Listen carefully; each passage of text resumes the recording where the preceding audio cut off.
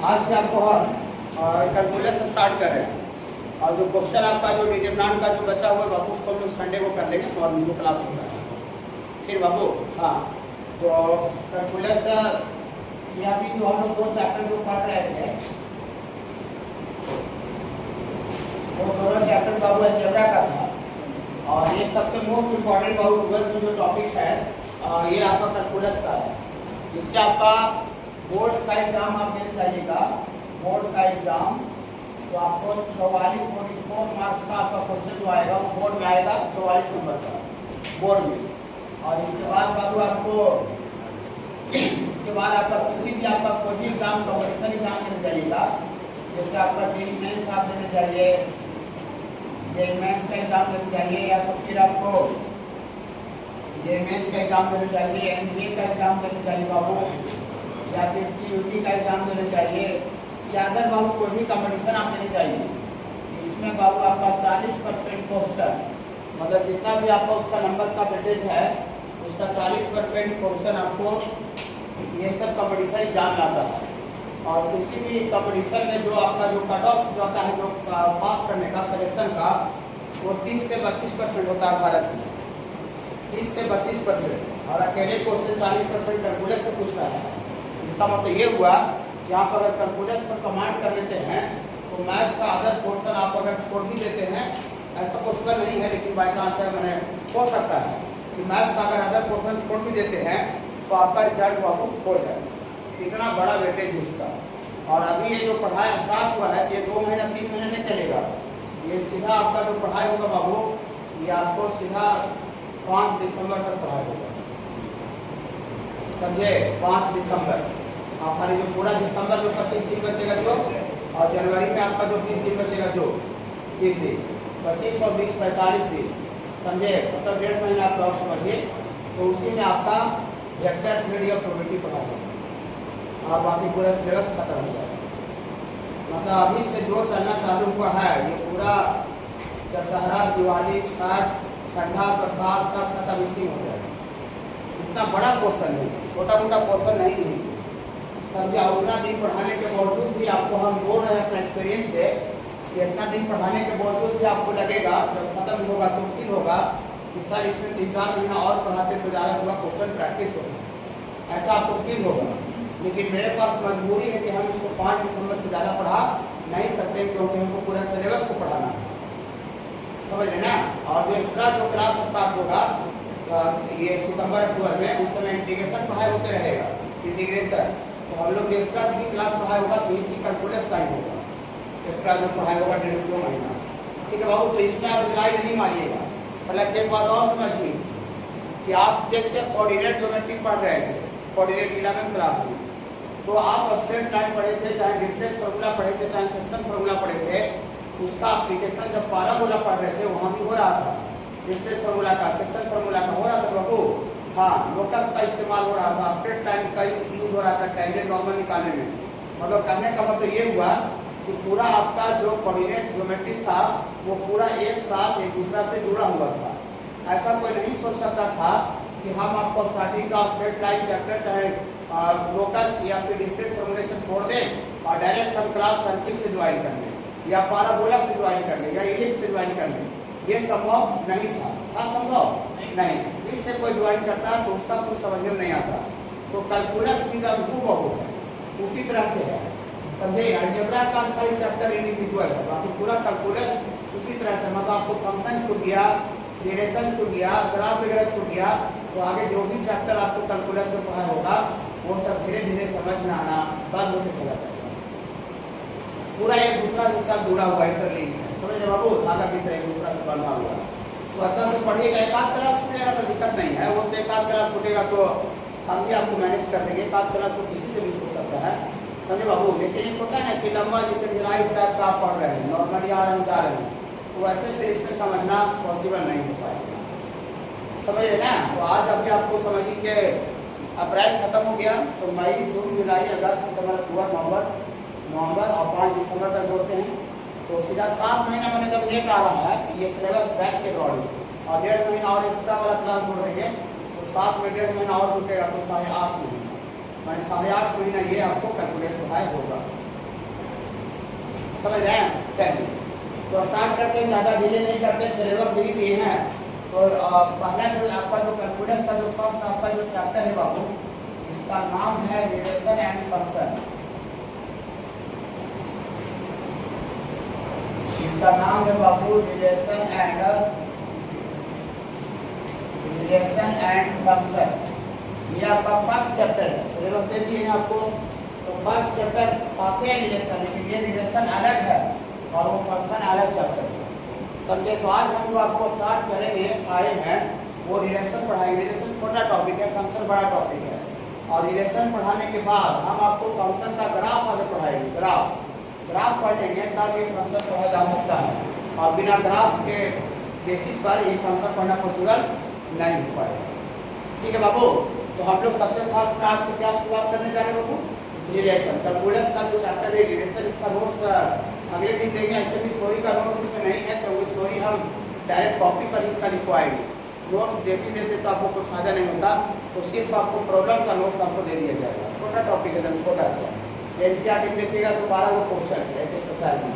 तो हमने ज़्यादा क्वेश्चन नहीं दिए हैं, हमें एक एलिमेंट्री दिए है, उसमें आपका लगता है 25-30 प्रॉब्लम है, और एक डेली होम असाइनमेंट है, उसमें 20-25 प्रॉब्लम है। ठीक है? तो छोटा चैप्टर है, तो क्वेश्चन भी उसी के अकॉर्डिंग दिए। ठीक है? चलिए, तो ये समझ गए बाबू? हाँ, तो यहाँ पर पहला बाबू हम लोग जो चैप्टर स्टार्ट कर रहे हैं बाबू, ये आपको रिलेशन है।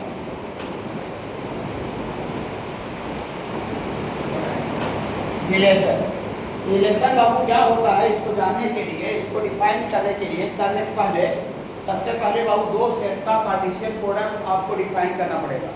दो सेट, आप देखिए बहुत सारे बच्चे जैसे 11th में पढ़ रहे थे तो आर एस का किताब देखते थे, तो वहाँ दिखता था आर एस किताब रिलेशन एंड फंक्शन। ठीक है? तो बहुत सारा लग रहा था कि लगता है सर 11th का सिलेबस छोड़ दे रहे हैं। तो वो जो चैप्टर था रिलेशन एंड फंक्शन, वो पूरा का पूरा 12th में भी है, पूरा कंप्लीट 12th में है। अगर हम बाई चांस इमेजिन कीजिए कि 11th जितना था उतना हम पढ़ा देते, तो क्या अभी आपको याद रहता? नहीं। और उसमें बहुत सारे बच्चे अभी नया भी ज्वाइन किए हैं, तो हमको फिर से दोबारा मेहनत वहीं से चालू करना पड़ जाता है। दोनों चैप्टर में कोई फायदा होता नहीं। तो जो चैप्टर 11th में भी था बेसिक, और 12th में भी पूरा वो चैप्टर था, उसको पूरा हम बाबू संकल्प कला बैच में पूरा 12th में पढ़ाते हैं, ताकि हमको फिर से आपको बोले तो आपको कोई दिक्कत नहीं हो, नया बच्चा भी ज्वाइन हो उसको भी कोई दिक्कत नहीं हो। समझ रहे ना? कि आपको अपना जूनियर को भी बताते रहेगा तो कोई आप क्लास ज्वाइन करता है, तो ये सब चीज़।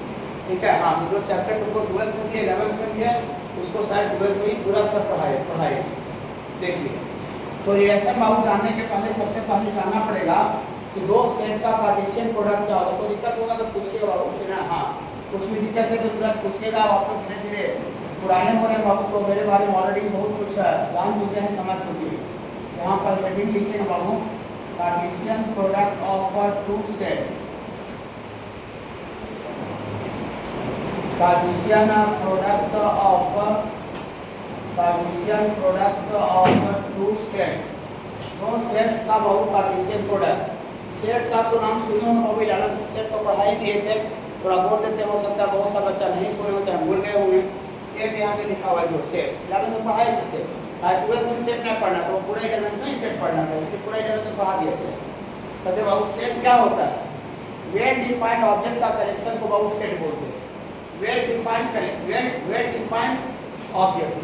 ऑब्जेक्ट का मतलब क्या हुआ कि आपको दुनिया के लिए सेम सबके लिए बराबर होना चाहिए, पर्सन बाय पर्सन डिफर नहीं करना चाहिए। जैसा हम बोले कि भावेल का कलेक्शन, तो भावेल जो मेरे लिए है वही पूरा दुनिया के लिए है, आई और यू। ये भावेल का कलेक्शन इस तरह का कर्ली ब्रैकेट में देते हैं, ये सेट है कि बाबू, क्योंकि ये भावेल का कलेक्शन जो बोल रहे हैं ये पूरा दुनिया के लिए सेम है।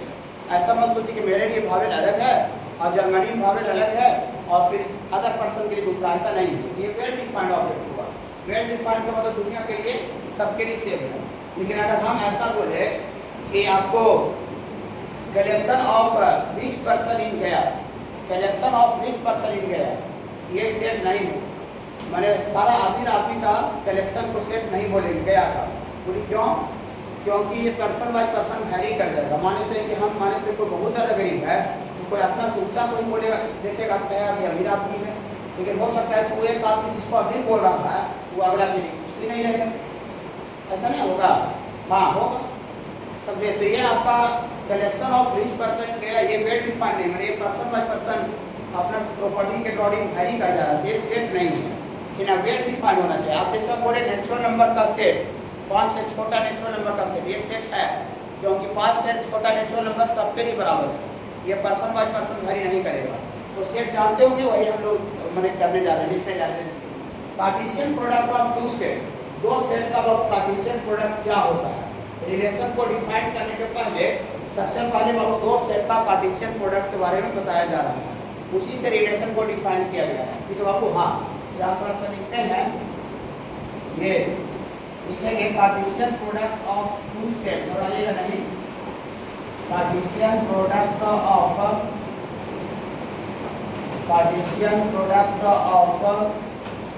To sets A and B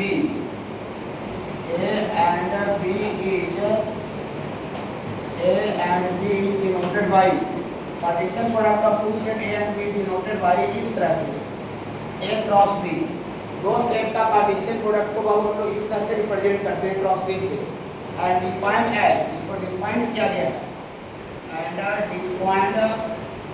defined as the set of all order pair, the set of all order pair A comma B pair दोहराइएगा नहीं, बता रहे हैं, where जो स्मॉल a है बाबू बिलोंग्स टू कैपिटल A है, और साथ ही साथ बाबू small b belongs to capital. पूरी सर ये क्या लिखे सर, समझ में नहीं आया, इसको बाबू जितना देर बोलेंगे तो समझ में नहीं आएगा, लेकिन बात को समझ में कैसे आएगा, दो सेट का कार्टेशियन प्रोडक्ट कैसे होता है ये समझ में कैसे आएगा, फिर वापस इसको पढ़ेंगे, घबराइएगा नहीं। देखिए सबसे पहले बाबू सपोज करते हैं कि दो सेट है बाबू, सेट ए बाबू अल्फाबेटिकल लेटर का सेट है, ABC अल्फाबेटिकल लेटर, कि बाबू हाँ कुछ भी हो सकता है, लेकिन हम यहाँ पर ABC ले रहे हैं, सेट ए, ये सेट है अल्फाबेटिकल लेटर का। हम बोले कि first collection of first 3 alphabetical letter, collection of first 3 alphabetical letter, ये सबके लिए तो सेम ही होगा ना, फर्स्ट 3 ABC, ऐसा नहीं कि मेरे लिए कुछ है अगला के लिए कुछ, ऐसा तो होगा नहीं, ये वेल डिफाइंड मेरी सेट है। ओके बाबू, और सेट को कॉमा दे के लिखते हैं, एलिमेंट के बीच में कॉमा देते हैं, और कॉमा दे के लिख करके कर्ली ब्रैकेट में बंद कर देते हैं, तो सेट कहलाता है। 11th में सेट पढ़ाए थे, आप लोग पढ़े होंगे कि बाबू हाँ ज़्यादा डिटेल्स में पढ़ाए थे, उतना ही काम है बस सेट पढ़ना था, ज़्यादा डिटेल्स पढ़ना भी नहीं था।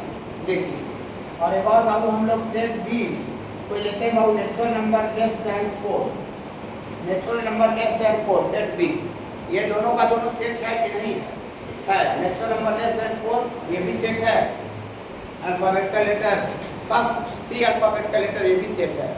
इस सेट का बाबू कार्टेशियन प्रोडक्ट लिखना है ना, Cartesian product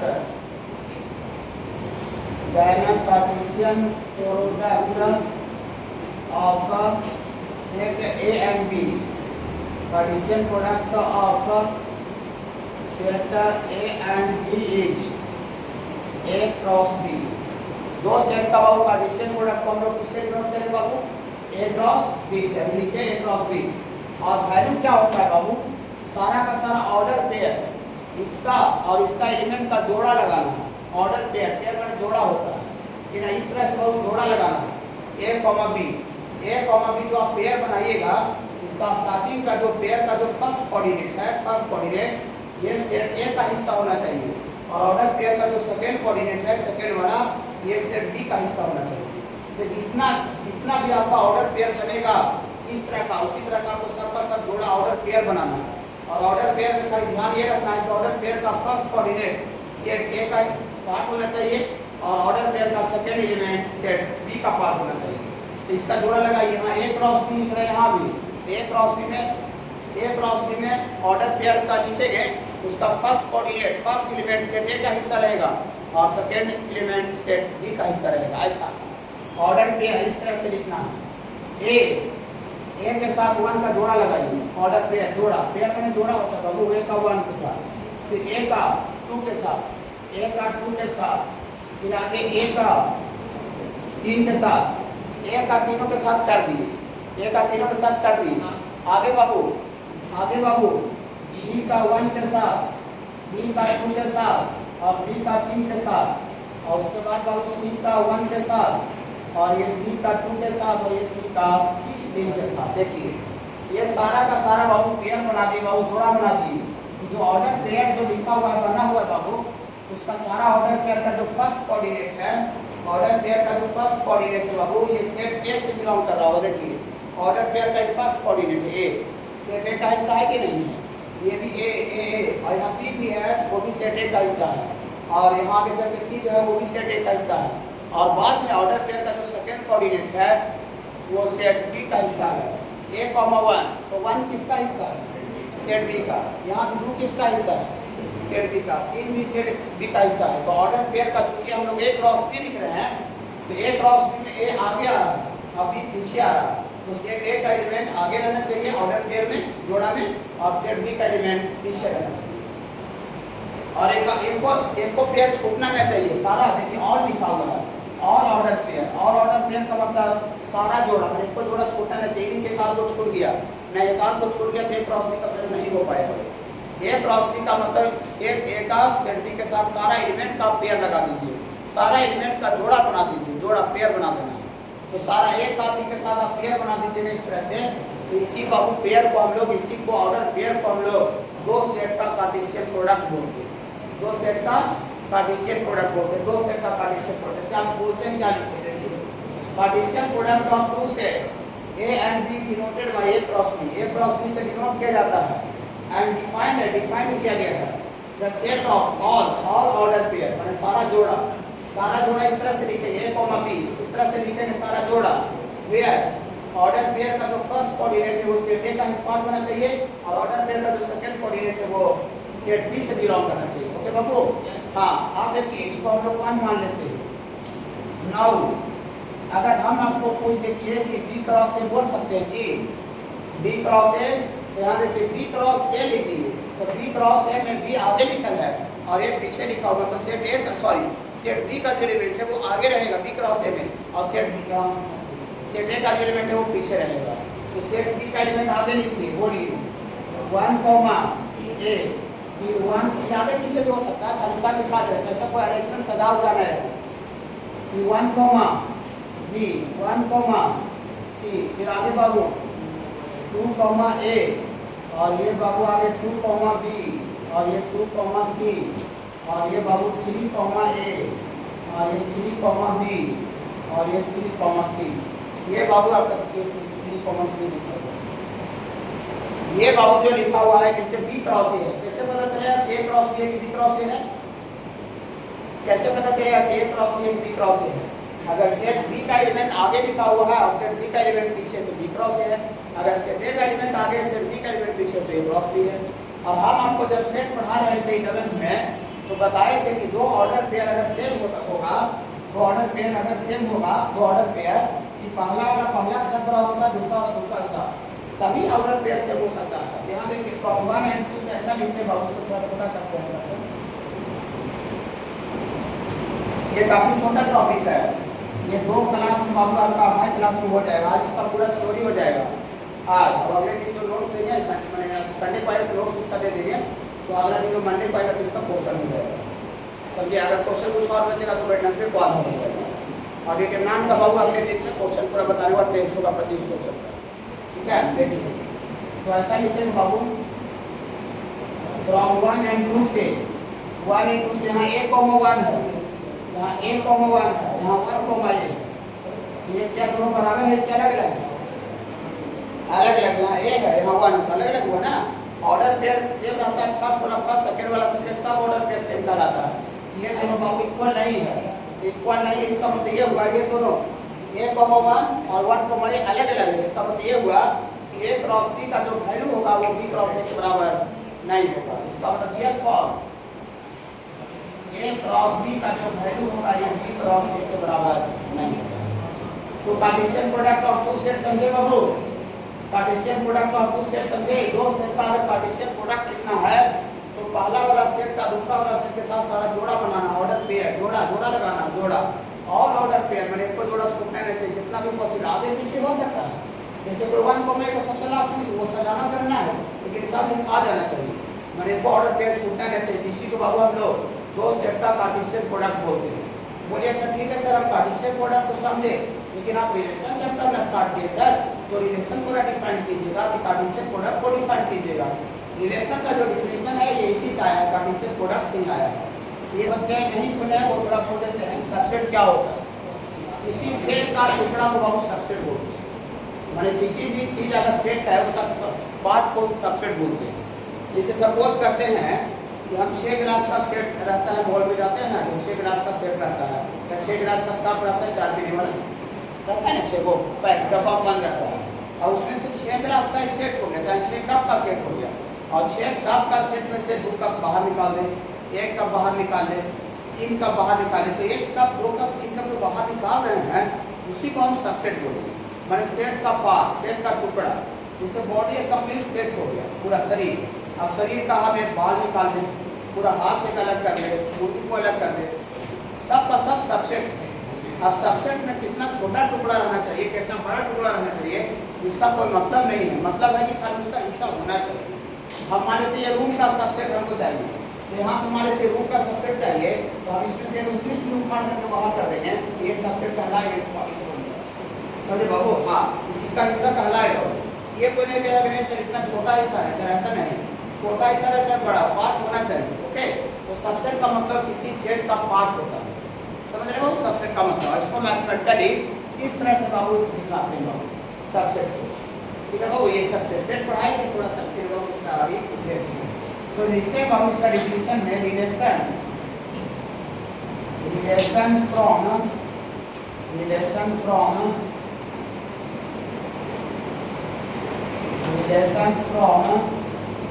set A to set B is the subset of A cross B। अभी जो A cross B जो कार्टेशियन प्रोडक्ट बाबू जो पढ़ रहे थे उसका बाबू सबसेट होता है, सबसेट होता है। किसका सबसेट होता है बाबू? A cross B। इसका मतलब दैट मींस रिलेशन को बाबू हम लोग कैपिटल R से बाबू इस चैप्टर में डिनोट किया करेंगे। रिलेशन को, रिलेशन माने कैपिटल आर, माने जो रिलेशन होता है ये सबसेट होता है। ये सबसेट का सिंबल है, उजला वाला जो सिंबल जो दे रहे हैं बाबू ये सबसेट का सिंबल है। जो बच्चे 11th में नहीं पढ़े होंगे उनके लिए स्पेशली सब बात बोल देते हैं, जो पढ़े हुए तो बोल रहे हो वो भी समझ जाएंगे, सुन लेंगे। ये सबसेट का सिंबल है। जो रिलेशन होता है बाबू ये सबसेट होता है किसका बाबू? A क्रॉस B का। जो रिलेशन होता है वो सबसेट होता है A क्रॉस B का। पूरी सर हम समझ नहीं पा रहे हैं। देखिए अभी बाबू हम लोग फ्रॉम प्रीवियस एग्जांपल से कि यहाँ देखिए सारे बच्चे ऐसा लिखे बाबू, फ्रॉम प्रीवियस एग्जांपल से, from previous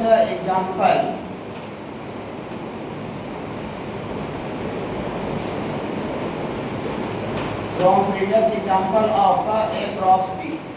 A cross B जो पिछला एग्जांपल जो दिए हैं यहाँ देखिए ये वाला, ये A क्रॉस B माने ये पूरा बॉडी लिखा हुआ शरीर, ये बॉडी शरीर है, शरीर बॉडी।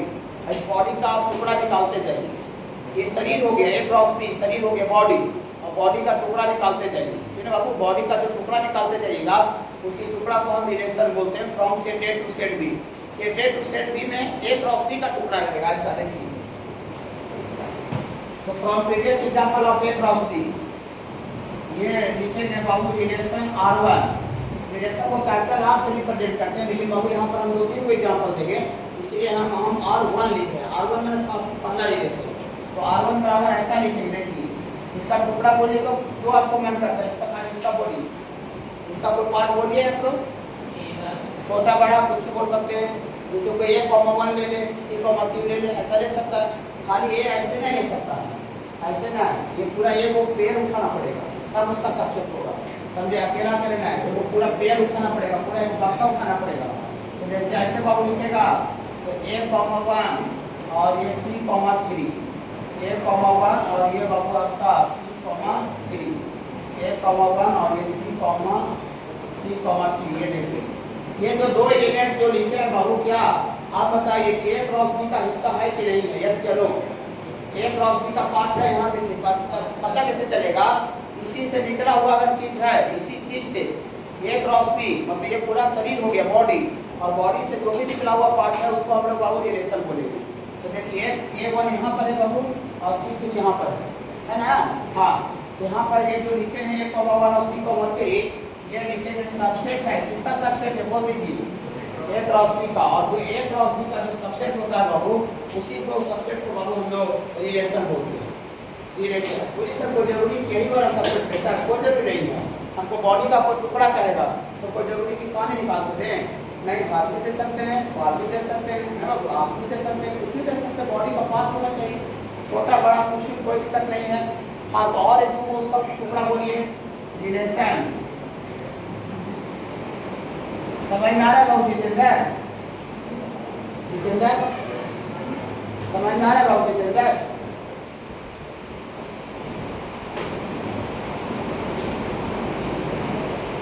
क्या हो? ठीक है, ठीक है सर, आइए बैठ। देखिए ये फाइल चला दे लोग, ये एग्जाम्पल है बाबू। और कोई दूसरा इसका टुकड़ा बोलिए तो कट गया।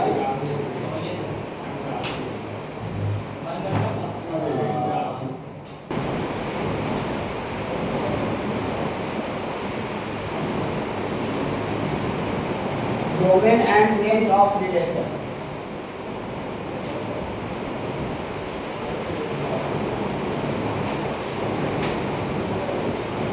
Domain and range of relation. Relation का डोमेन क्या होता है, रिलेशन का रेंज क्या होता है, इससे बाबू आपका क्वेश्चन आपको आएगा। क्वेश्चन आपका बोर्ड में आएगा, बोर्ड में आ सकता है, एनडीए में आ सकता है, सीयूटी में आ सकता है, जेएमएस में बोर्ड एनडीए सीयूटी डोमेन और रेंज का। ओके, जेएमएस में वो पकड़ने के लिए देता है कि मैंने से कि वो सबमिट करेंगे ट्रांजिशन, ऐसा क्वेश्चन का तरीका अलग रहता है। चलिए थोड़ा जल्दी लिखिएगा उधर, तब तक इसको लिखते हैं थोड़ा।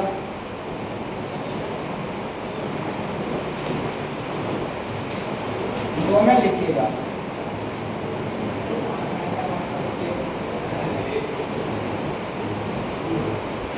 लिखिएगा बाबू। Set of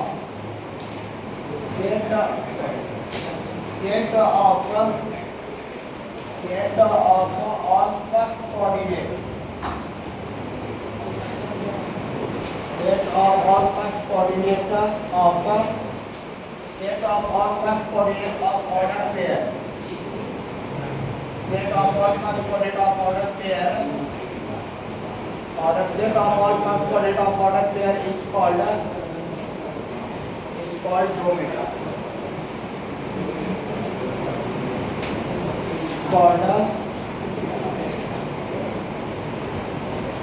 Called domain.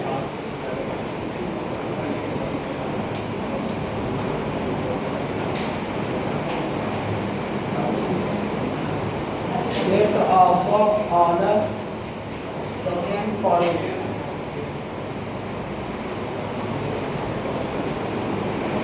Set of all second coordinate of order pair. Set of all second coordinate of order pair is called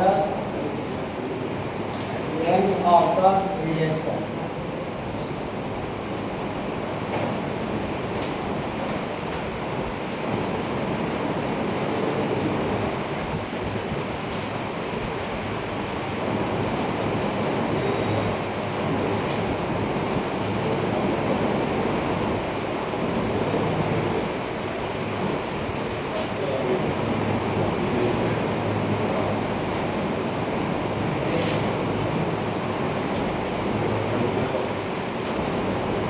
एक मिनट आगे देख लीजिए तब लिखिएगा। एक मिनट रिलेशन का बहुत डोमेन क्या होता है, रिलेशन का रेंज क्या होता है, कुछ नहीं बच्चा का चीज है। ये जो ऑर्डर पेयर बहुत जो लिखते हैं ना, वो ऑर्डर पेयर उसका जो फर्स्ट कोऑर्डिनेट इसको हम ए को फर्स्ट कोऑर्डिनेट बोलते हैं और बी को वन को सेकंड कोऑर्डिनेट। मैंने जो पहले लिखा उसको फर्स्ट कोऑर्डिनेट और जो बाद में लिखा हुआ उसको सेकंड कोऑर्डिनेट। तो यहाँ पर लिखा हुआ है set of all first coordinate. Set का मतलब होता है समूह, set of all first coordinate of order pair is called domain. मतलब ऑर्डर पेयर का पहला कोऑर्डिनेट का सेट बना दीजिए, फर्स्ट कोऑर्डिनेट का ऑर्डर पेयर का फर्स्ट कोऑर्डिनेट जो है फर्स्ट कोऑर्डिनेट उसका सेट बना दीजिए, समूह बना दीजिए, उसी को बाबू हम लोग डोमेन बोलते हैं। और ऑर्डर पेयर का सेकंड कोऑर्डिनेट का सेट बना दीजिएगा, सेट ऑफ ऑल, यहाँ देखिए क्या लिखे हैं, सेकंड कोऑर्डिनेट ऑफ किसका, ऑफ ऑर्डर पेयर।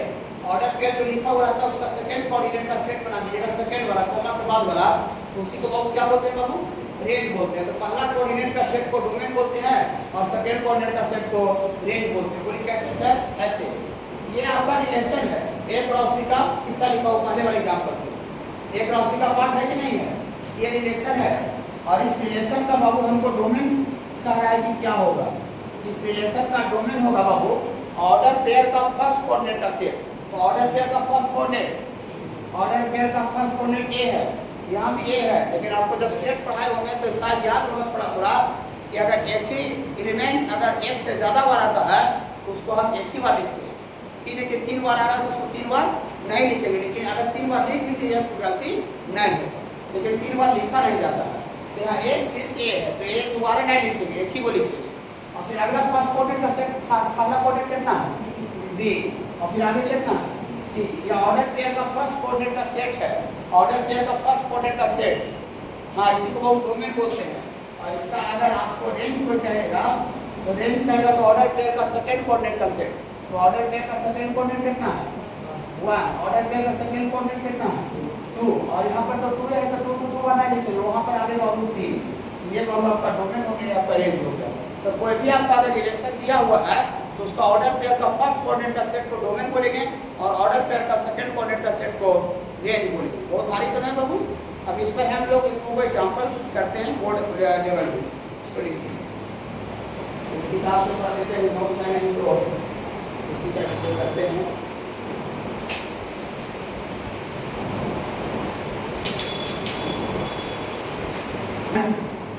निकालना box finder domain, finder domain and range of R. Domain और रेंज निकालना है, थोड़ा सा देख लीजिए तभी वो आपको बनाने के लिए हो जाएगी। बोलिए सर ये तो सारी रिलेशन लिखा हुआ, सर अभी आप बोले लिखते थे इस तरह का ऑर्डर पेयर में लिखते थे सर, ये लिखते थे उसका पहला कोऑर्डिनेट का सेट को डोमेन बोल देते, और अभी ये कैसा रिलेशन है सर, ये वाला कौन रिलेशन, देखिए इधर सुनिएगा, इधर सुनिए ध्यान से जब तब लिखिएगा। यहाँ पर जो आपको जो रिलेशन लिखा हुआ ये वाला, ये डायरेक्ट आपको खाना दिया हुआ है, आपको बना हुआ आपको खाना दिया हुआ है बाबू, आपको सिर्फ खाना है। ये देखिए बना हुआ खाना, रिलेशन बना हुआ है, मैंने भोजन बना हुआ है, सिर्फ बोला कि खा लो। लेकिन इसमें आपको इस तरह का जो प्रॉब्लम है, इसमें इस तरह का जो दिया हुआ लैंग्वेज, इसमें आपको खाना नहीं दिया हुआ है, भोजन बन करके नहीं दिया हुआ है, भोजन बनाने का सामान दिया हुआ है। कि चावल दिया हुआ है, दाल दिया हुआ है, तेल दिया हुआ, मसाला दिया हुआ, गैस सब दिया हुआ है। अब बोले भैया भोजन बना के खिलाओ, भोजन हाँ बना के खाइए, आप खुद खाइए, भोजन बना के खाइए। तो ये अंतर है थोड़ा सा। तो कंपटीशन में आपको क्या होगा, बोर्ड एग्जाम, ये बोर्ड में भी इस तरह का आता है, लेकिन आपको सीयूटी समझाएगा, किसी को थोड़ा सा लैंग्वेज जो है वो और एडवांस रहता है, मैंने थोड़ा सा भोजन बनाना और कॉम्प्लेक्स होता है, ठीक है। बोर्ड में आप भोजन बनाना थोड़ा सा आसान होता है, यही अंतर होता है। ओके, तो यहाँ पर बाबू सबसे पहले आप भोजन का निर्माण करेंगे, खाना बनाएंगे और तब हम खाएंगे। इसमें खाना बना करके नहीं दिया हुआ। पूरी सर आपको कैसे दिया हुआ लैंग्वेज वो तो थोड़ा समझाई देती है। Order pair A comma B, और ए और बी जो है वो बिलोंग्स टू नेचुरल नंबर है, कैपिटल ए। जानते हो कैपिटल ए नेचुरल नंबर को शो करता है, सारे बच्चे 12th में कैपिटल ए जानते हैं नेचुरल नंबर को शो करता है। हाँ, नेचुरल नंबर कौन का नंबर को बाबू नेचुरल नंबर बोलते हैं, सारे बच्चे जानते होंगे। ऐसे फंक्शन बता रहे हो, कैपिटल आर अगर मैंने नंबर कैपिटल में दिया हुआ रहेगा, ये रियल नंबर होता है, रियल नंबर। हाँ, जेड अगर दिया होता तो जेड इंटीजर होता है। ये सब लिखते हैं, आगे भी लिखे हैं। यहाँ ए और B belongs to capital A natural number, माने ए और बी जो है वो नेचुरल नंबर का पार्ट है और इस नियम को फॉलो कर रहा है। ए प्लस टी बी बराबर कितना दे बाबू, ए प्लस टी बी बराबर 12 क्वेश्चन में देकर रखा है। तो आगे हम लोग रिलेशन बनाने जा रहे हैं। देखिए भोजन बनावेंगे, देखिए भोजन बनाएंगे, देखिएगा ये दिया हुआ है अकॉर्डिंग टू क्वेश्चन, घबराइएगा नहीं, ये को भी सिखाते आपको, एक हम खुद बना के बनाने के लिए देंगे कि आप कौन कौन सा बच्चा उसको बनाते हैं कि नहीं बनाते हैं। और ग्रुप पर थोड़ा सा सेंड करेंगे तो उसको आप अपना अपना हिसाब से अटेंड कीजिएगा 8-10 क्वेश्चन। ये a प्लस के बी बराबर 12 दिया हुआ है।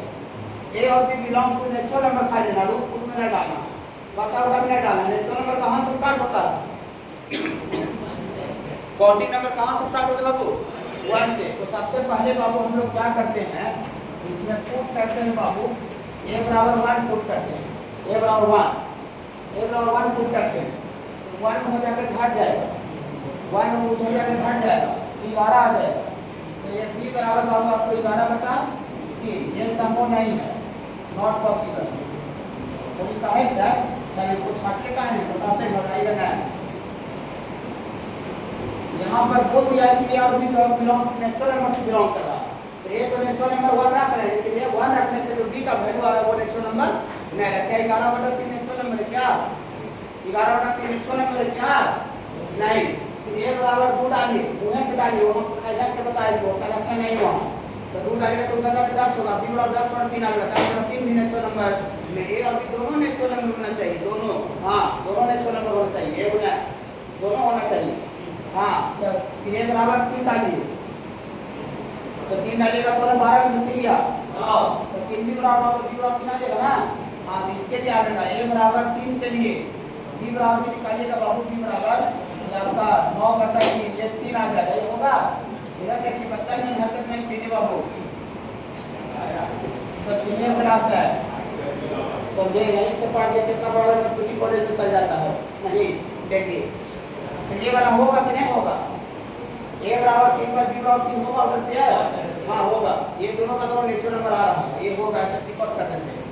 फिर a बराबर आप 4 डालिए, तो 4 डालिएगा तो उधर b बराबर 12 में 8 नहीं आएगा, 5 डालिए, 5 डालिएगा तो 12 में से 5 के 7 नहीं आएगा, 6 डालिए, हाँ यहाँ a बराबर यहाँ 6 डालिएगा, 6 तो b बराबर आपका कितना है?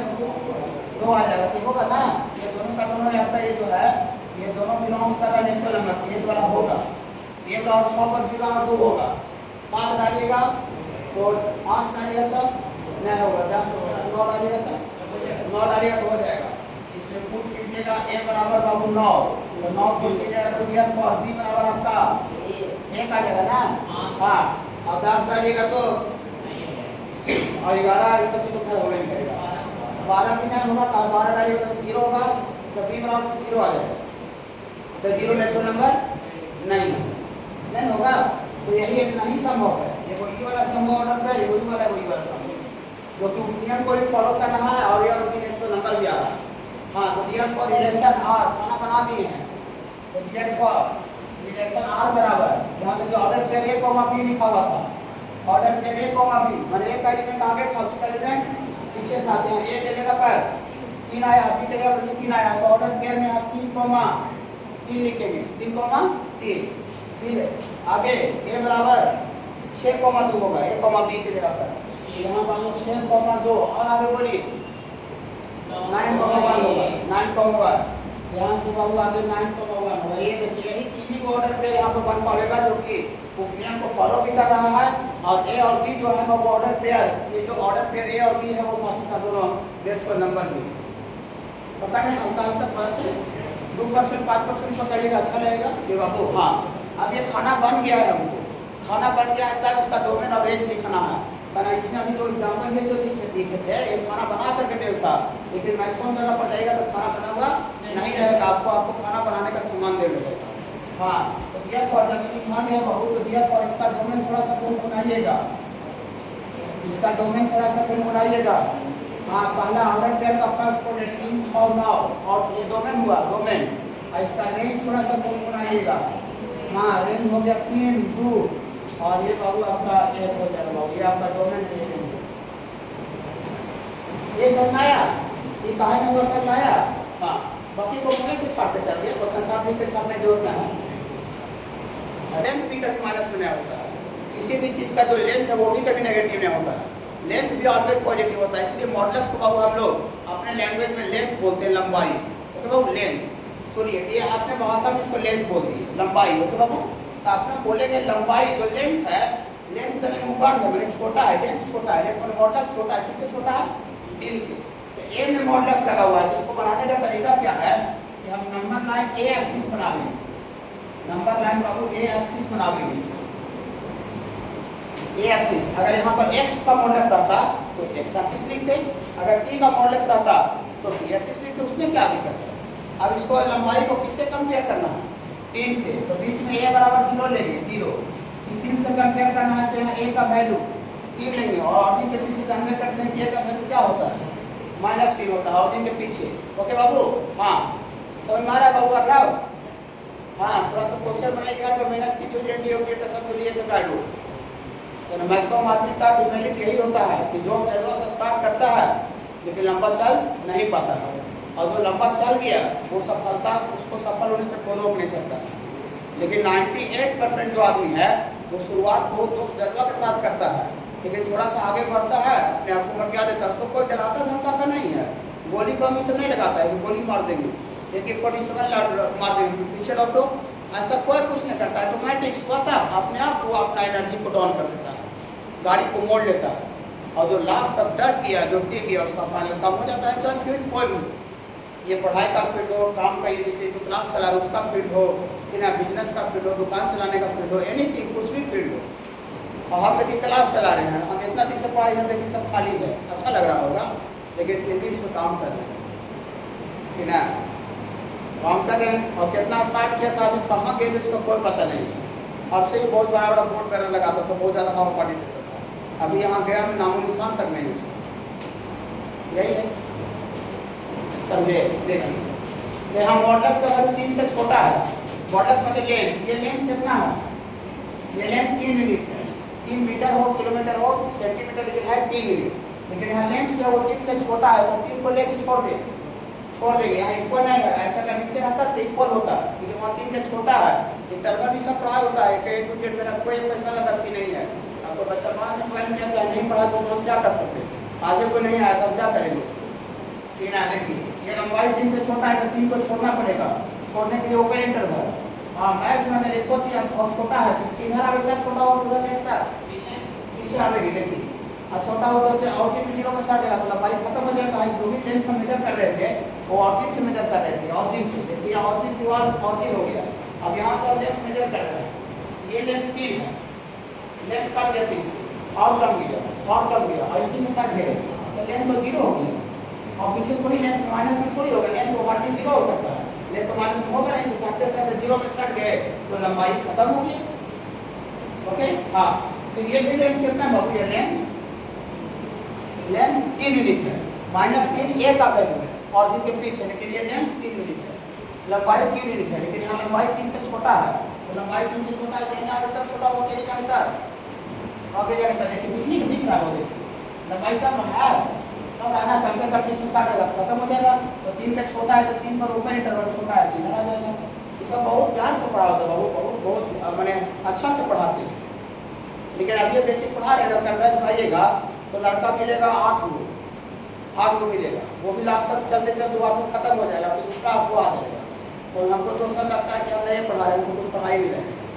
बच्चा जैसे एक ही बच्चा लास्ट तक पढ़े, जैसे PUC समय इस समय, तब ना हमको अच्छा लगेगा भाई, इसको पता है कि भाई क्या सर पढ़ा रहे हैं, कैसे कैसे सब शुरुआत करके आगे बढ़ रहे हैं।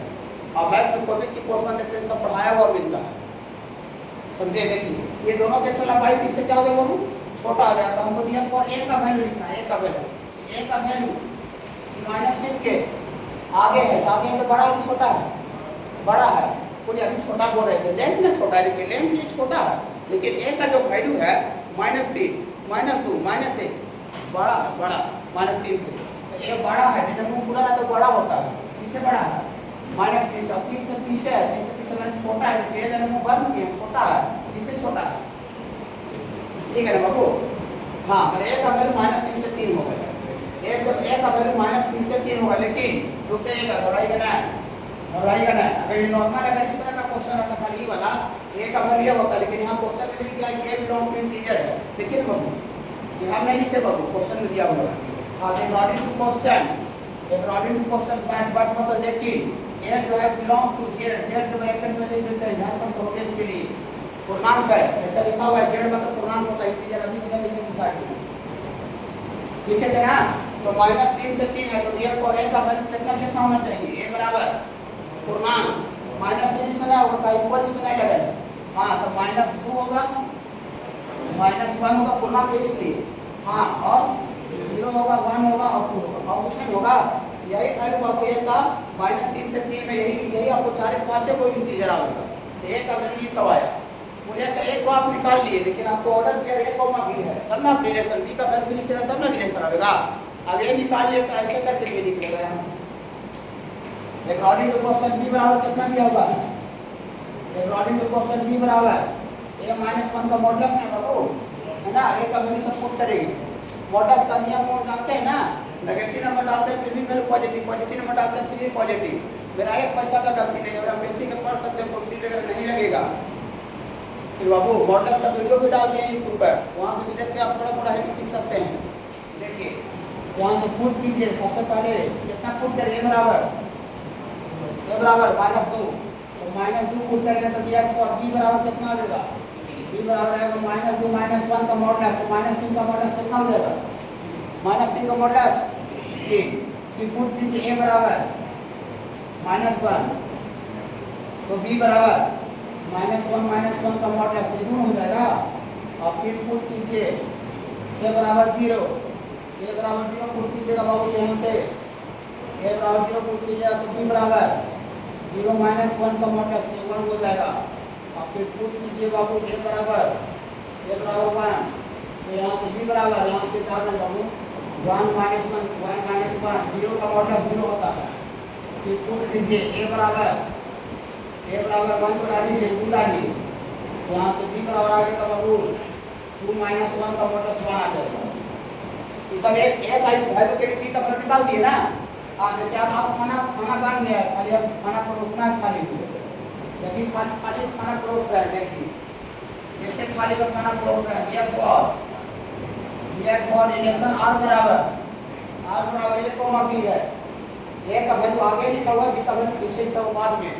a का वैल्यू थोड़ा गुनगुनाइएगा, a का वैल्यू -2, a का वैल्यू -2 पर b का वैल्यू कितना आया है, 3 आया है, 3 -3 का मॉडुलस 3। अभी बोलिए a का वैल्यू -1 पर b का वैल्यू 2 आया है, a का वैल्यू 0 पर b का वैल्यू 1 आया है, a का वैल्यू 1 पर b का वैल्यू 0 आया है, फिर a का वैल्यू 2 पर b का वैल्यू 1 आया। देखिए खाना परोस दिए।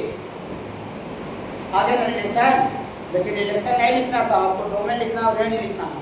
तो दिया फॉर डोमेन थोड़ा सा गुनगुनाइएगा बाबू आर्यन, डोमेन गुनगुनाइए, डोमेन। हाँ वो बोलिए।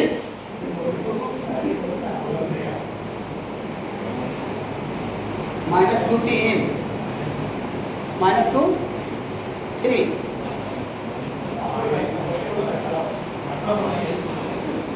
ये इतना भारी पड़ा है, लेकिन ध्यान देखिए कंसंट्रेशन है कोई कितना कर देती ना। और जब रिलेशन लिखा गया तो कोई मसला रहा। ऑर्डर पेयर का फर्स्ट कोऑर्डिनेट का सेट को डोमेन बोलते हैं। तो फर्स्ट कोऑर्डिनेट का सेट बोलिए, फर्स्ट कोऑर्डिनेट -2, ऑर्डर पेयर -1 0 1 और ये आपका 2, यही आपका डोमेन हुआ। तो डोमेन का आंसर नहीं कैसे कहेगा, डोमेन आंसर इधर लिखे तो नहीं करेगा।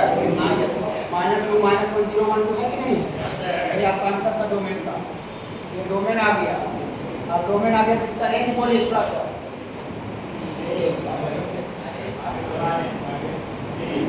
रेंज बोलिए शिवराज, रेंज बोलिए शिवराज,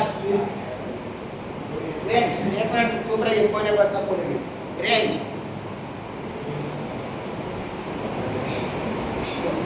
हाँ 3 और 1 0 1 1 2 को आ रहा है, देखिए वो लिखिए। ऑर्डर पेयर का सेकंड कोऑर्डिनेट कितना 3, सेकंड कोऑर्डिनेट यहाँ सेकंड कोऑर्डिनेट कितना 2, उसका सेकंड कोऑर्डिनेट में 1, सेकंड कोऑर्डिनेट में 0। यहाँ पर रेंज मुझे डोमेन मिल गया। मॉडुलस का जो बच्चा का नॉलेज नहीं रहता है, क्वेश्चन को टेबल पर बना नहीं सकता था। इतना समझिए, पूरा कैलकुलस में ही आपको यूज आएगा जितना बेसिक पढ़े थे। मॉडुलस पढ़े थे, इक्वालिटी पढ़े थे, इंटरवल पढ़े थे, लॉग पढ़े थे, पूरा का पूरा कैलकुलस में ज्ञाता यूज आएगा। इसको लिखिए solution. That means relation R, ये सबसेट होता है बाबू A क्रॉस A। रुक जाइए, आगे सुन लीजिए तब लिखिएगा, रुक जाइए, इधर सुनिएगा, आगे सारे बच्चे सुन लीजिएगा, ये आपको सिलेबस में बारी रिलेशन, इसी को अगले दिन आइएगा तो डिस्कस करेंगे। फिर बाबू हाँ देखिए सुन लीजिए आगे, ये बाबू एग्जाम्पल के तौर पर आपको सेट ए लेते हैं, सेट ए, और आइएगा नहीं, सेट ए में बाबू हम लोग 1, 2, 3 लेते हैं, ओके। हाँ अभी जो आप लोग रिलेशन जो लिखे थे उसमें दो वो सेट लिए थे, सेट ए और सेट बी। सेट ए में ए बी सी लिए थे और सेट बी में 1, 2, 3 लिए थे, कॉपी में लिखा हुआ था, मतलब वहाँ पर पेन और डब्बा अलग अलग चीज था, अलग अलग चीज। ये देखिए ये पेन था सेट ए और ये डब्बा था सेट बी। सेट ए में ए बी सी था, सेट बी में डब्बा में ए बी सी था, ओके था ना बाबू भी। हाँ 1, 2, 3 था सेट बी में। हाँ अब यहाँ पर क्या रहेगा बाइनरी रिलेशन में, जो डब्बा है ये नहीं रहेगा, डब्बा आपको नहीं रहेगा, देखिए हटा दीजिए। सेट ए सिर्फ सिंगल सेट ए दिया हुआ है, देखिए सिंगल सेट ए दिया हुआ है, इसमें बी है ही नहीं है। अब आपको सेट ए का सेट ए के साथ कार्टेशियन प्रोडक्ट निकालिए, ए क्रॉस ए, बी नहीं, बी है ही नहीं है, डब्बा को हटा दीजिए, याद कर रखिएगा। फिर कहानी सर डब्बा लेते थे, डब्बा को पैकेट में रख लिए, याद रहेगा थोड़ा सा, खाली पेन को हाथ में रखते थे। सेट ए का सेट ए के साथ क्रॉस करना है ओनली, देखिए सेट ए है देयरफॉर ए क्रॉस ए, सेट ए का सेट ए के साथ कार्टेशियन प्रोडक्ट निकालिए। अगर किसी को लिखने में दिक्कत होगा तो इसको दो बार लिख करके करते हैं, ऐसा 1, 2, 3 ऐसा देखिए, ये सेट ए है, ये भी नहीं है, डब्बा है ये नहीं है। हाँ पेन के साथ पेन का क्रॉस कर रहा है, और हाँ चलिए जैसे करते तो सही करना है। ये 1 का 1 के साथ 1, 1, फिर 1 का 2 के साथ, 1 का 3 के साथ, 1 का तीनों के साथ हो गया। फिर हाँ 2 का 1 के साथ, फिर 2 का 2 के साथ, 2 का 3 के साथ, 2 का भी सबका हो गया। फिर 3 का 1 के साथ, फिर 3 का 2 के साथ, फिर 3 का 3 के साथ। ये जो लिखा हुआ है सर, ये ए क्रॉस बी है कि ए क्रॉस ए है? ए क्रॉस ए, डब्बा है ही नहीं है, हमारी पेन के साथ कार्टेशियन प्रोडक्ट निकाले हैं। अब ये देखिए ए क्रॉस ए है, अब ए क्रॉस ए का जो सबसेट होगा, ए क्रॉस ए का सबसेट होगा वो भी रिलेशन कहलाएगा, लेकिन वो खाली रिलेशन नहीं कहलाएगा, उस रिलेशन को हम बाइनरी रिलेशन बोलेंगे, बाइनरी रिलेशन। इसका हिस्सा ए क्रॉस ए का टुकड़ा आएगा, ए क्रॉस ए का पार्ट को हम लोग बाइनरी रिलेशन बोलते हैं। तो हियर फॉर लिखेंगे, हियर फॉर रिलेशन आर बराबर, इसका कुछ टुकड़ा उठाइए, इसका कुछ हिस्सा बोलिए, दिक्कत होगा तो पूछिएगा बाबू, इसका कुछ पार्ट बोलिए। इसका पार्ट बोलिएगा तो 1, 1, 2 पूछ नहीं सकते बाबू, 2, 1 और ये 3, 2। ये बाबू आपका एक रिलेशन है, ये जो रिलेशन जो है बाबू, ये ए क्रॉस बी का पार्ट है कि ए क्रॉस ए का? ये सबसेट जो है, ये जो टुकड़ा है वो ए क्रॉस ए का टुकड़ा है कि ए क्रॉस बी का? ए क्रॉस ए का टुकड़ा है, इसमें बी तो है ही नहीं है बाबू, पेन का पेन के साथ क्रॉस किए हैं, समझा रहे हो सूरज आपको बता। ये सबसेट किसका सबसेट है बोलिए? ए क्रॉस ए का, और ए क्रॉस ए का जो सबसेट होता है इसी को बाबू हम लोग बाइनरी रिलेशन बोलते हैं। तो रुक जाइएगा,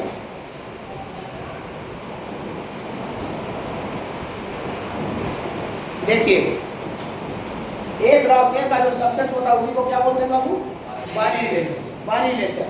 और आपको पढ़ाई क्या करना, कहीं भी आप यही तक क्वेश्चन देख लीजिए, ये कहीं भी तो आपको ये पाँचों मिलेगा, लिखा हुआ। बस 5 मिनट और लिखते हैं। टाइप्स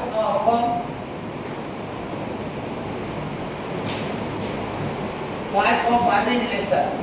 पहला आपको जो टाइप है बाबू, इसका नाम है बाबू आपका रिफ्लेक्सिव रिलेशन।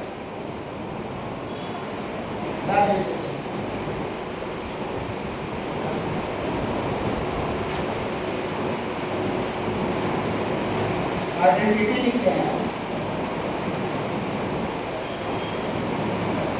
Reflexive relation. तीसरा नंबर बाबू आपका सिमेट्रिक रिलेशन।